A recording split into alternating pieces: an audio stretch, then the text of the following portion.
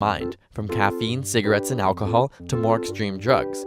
But as the most commonly used illicit drug in North America, where does marijuana fit in, and how exactly does it affect your brain?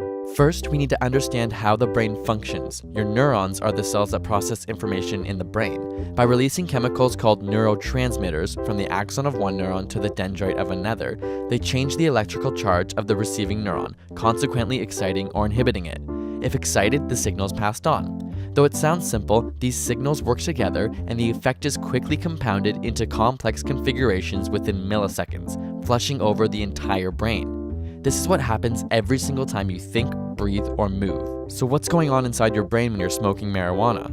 Well, unlike alcohol, which contains molecules nothing like those in our body, cannabis contains molecules that resemble those produced in our very own brains, cannabinoids. Though naturally, these cannabinoids circulate in much lower quantities compared to the large influx imposed by smoking. Specifically, the chemical tetrahydrocannabinol, or THC, resembles a natural transmitter called anandamide. These cannabinoids are specialized neurotransmitters released by neurons having just fired.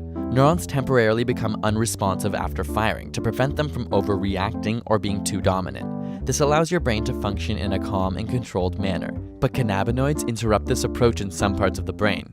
Instead, they remove the refractory period of neurons that are already active and cause your thoughts, imagination, and perception to utterly magnify itself. This means once you begin your train of thought, it becomes the most significant and profound thing ever. You can't see the big picture or even recall your last epiphany because you're caught up in the momentum of a particular idea, and your neurons keep firing until a new idea takes hold and you go off on a new tangent. These cannabinoids also affect the levels of dopamine and norepinephrine in your brain, often leading to a sense of euphoria, relaxation, pain modulation, and general enhancement of an experience, though sometimes causing anxiety.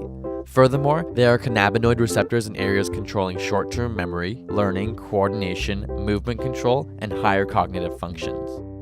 Got a burning question you want answered? Ask it in the comments or on Facebook and Twitter, and subscribe for more weekly science videos.